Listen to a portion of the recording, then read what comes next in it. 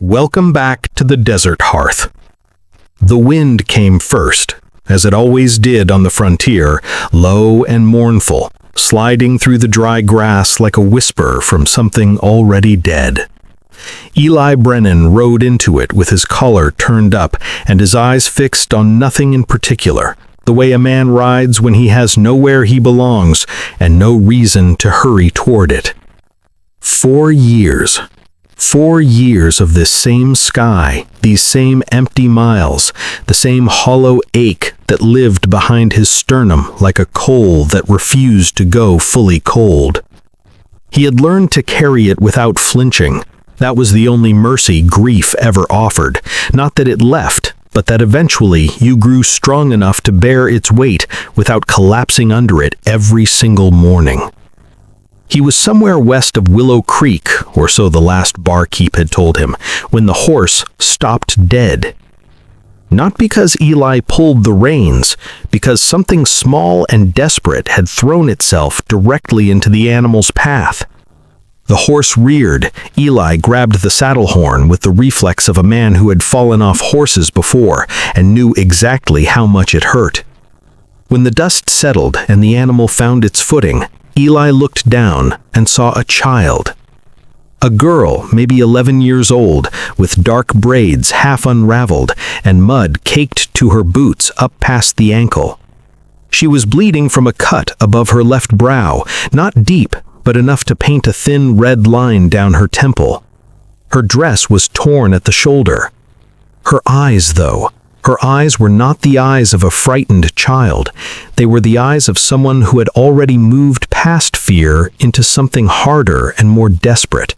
The eyes of a person who had no more options and knew it. She did not move out of the horse's way.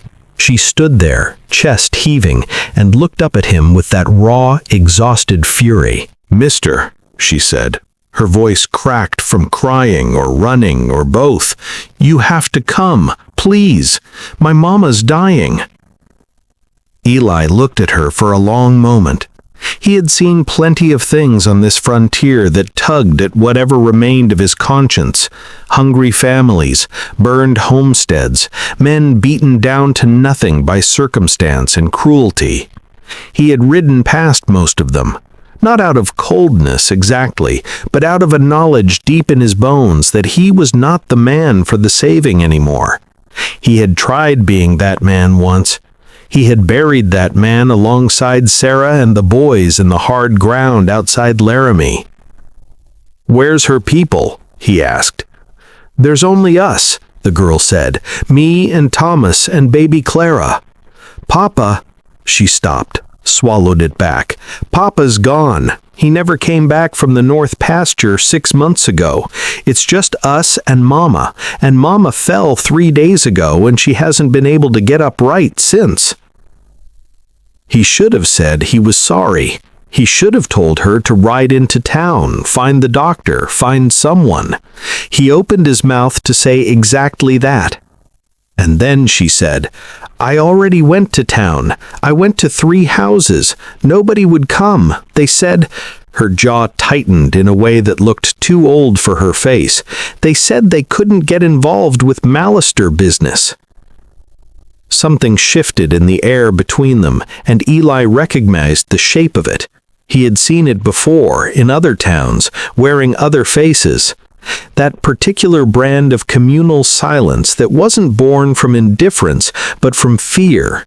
The kind of silence that a certain type of powerful man cultivated the way a farmer cultivates soil, deliberately, patiently, until the whole territory around him grew nothing but submission.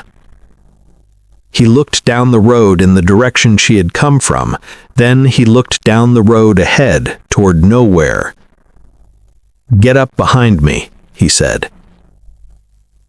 The Mallister cabin sat at the edge of a shallow valley, and even before Eli dismounted, he could see why someone would want this land. The spring fed a small creek that ran bright and clear through the property, the only natural water source he'd seen in 30 miles of riding. In this country, that wasn't land, that was power. Inside the cabin, the smell hit him first, fever sweat and the iron rust of old blood. Martha Mallister lay on a narrow bed near the cold fireplace, and even unconscious, she looked like a woman built from determination. Strong jaw, calloused hands, hair the same dark shade as her daughter's.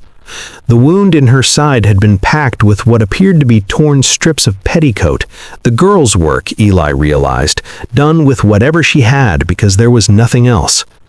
A small boy sat in the corner, maybe 6 years old, holding a rag doll that clearly belonged to the baby sleeping in the crib beside him. He looked up at Eli with the careful, measuring eyes of a child who had learned not to trust quickly. "Are you a doctor?" the boy asked. "No," Eli said honestly. "Are you going to help Mama?" Eli crouched down to the child's level.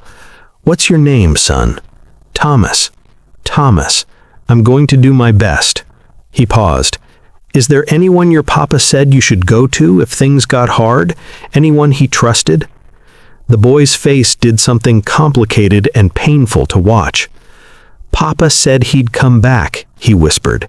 "He said he'd always come back." He looked at the rag doll in his hands, but he never did.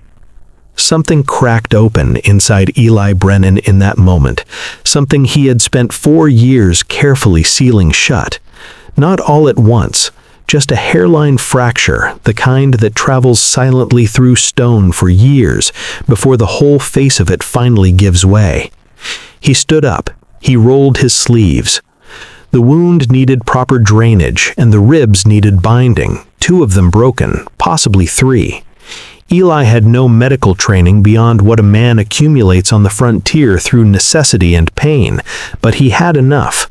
He worked through the night while Ruth sat across from him and handed him things without being asked, reading what was needed with an instinct born of days of watching her mother suffer and refusing to stop fighting for her. By morning, Martha's fever had broken slightly. Not enough, but a direction had changed, and that mattered. Eli stepped outside into the pale early light and breathed the cold air and told himself this was as far as it went. He had done what the girl asked. He had come. He had helped. Now he could ride. He was still telling himself this when he heard the horses. 3 riders came down the valley road at the unhurried pace of men who do not expect resistance. The one in front was heavy through the shoulders, well dressed for the frontier, with a silver watch chain that caught the morning light. He had the face of a man who had gotten everything he'd ever wanted through means he didn't discuss at church, and who had made his peace with that arrangement long ago. Virgil Crane. Eli had never met him, but he had met men shaped exactly like him in other valleys, behind other silver watch chains, and he recognized the architecture of the thing the way you recognize a building's purpose before you ever go inside. Crane pulled up short when he saw Eli standing in front of the cabin. His eyes moved over him with the efficient calculation of a man who assessed threats for a living. "Didn't know the Mallisters had company," Crane said pleasantly. "Just passing through," Eli said. "Then you won't mind passing on," Crane smiled. It was a good smile, the kind cultivated over years of using it to disarm people. "I have some business with the widow about the property, the water rights specifically. Martha Mallister isn't receiving visitors today. She's ill." The smile stayed exactly where it was, but something behind Crane's eyes shifted. "That's unfortunate. Debt doesn't take ill days, though, I'm afraid. The note she owes is past due, and then it can be past due tomorrow as well, and the day after, and she can dispute it with a judge in a proper court, with proper witnesses, the way the law requires." He let that sit for a moment. "Unless there's a reason you'd prefer not to take it to a judge?" The smile finally moved, not disappearing exactly, but sharpening into something less pleasant and more honest. "You don't know this town, stranger," Crane said. "I know this town," Eli said quietly. I've ridden through 100 of them. I know what it looks like when good people go quiet because one man's made them afraid. I know what it looks like when debt gets manufactured and land gets taken and everyone pretends not to see it because seeing it means having to do something about it. He took one slow step forward. And I know what it looks like when that arrangement is about 2 days from coming apart. Crane studied him for a long, silent moment. Then he turned his horse, unhurried, and rode back the way he'd come. His men followed without a word. Eli stood in the thin morning light and watched them go, and knew, with the certainty of a man who has stood at crossroads before, that he had just made a choice he could not unmake. He rode into Willow Creek that afternoon. It was a town like the ones he'd known, a main street with ambitions, a saloon, a church that hadn't been painted recently enough, a sheriff's office with a light that never seemed to be on. People moved along the boardwalk and did not quite meet each other's eyes, the particular shuffle of a community that has been living under something heavy for long enough that the weight has become invisible to them. He found the sheriff, eventually, in the back of the saloon, nursing something amber-colored and pretending not to be ashamed of being there at this hour. His name was Daltrey. He had once, Eli suspected, been a better version of himself.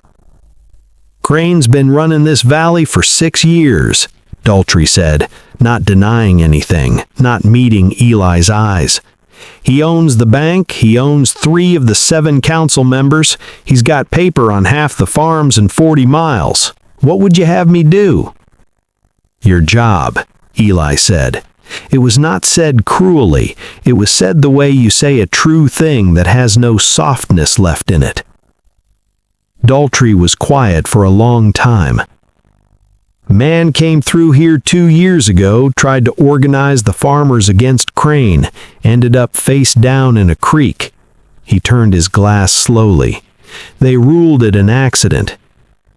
"I expect they did. Was it?" Another long silence.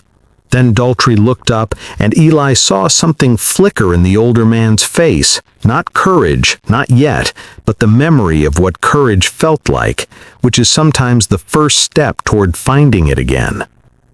"What are you planning to do?" Daltrey asked. "Talk to some people," Eli said. "Farmers Crane has notes on. Let them know they have options. Let them know a man willing to dispute those notes in court with witnesses is going to do exactly that, publicly, and Crane's going to have to either stand in the light or step back." He paused. "I'd prefer to do it with a badge standing nearby. Makes things tidier." It took 3 days. 3 days of riding from farm to farm, sitting at kitchen tables with frightened families, looking at women with tired eyes and men whose hands shook slightly when Crane's name came up.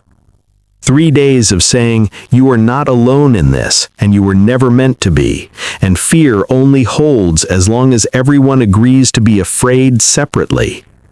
Some doors closed in his face, but not all of them.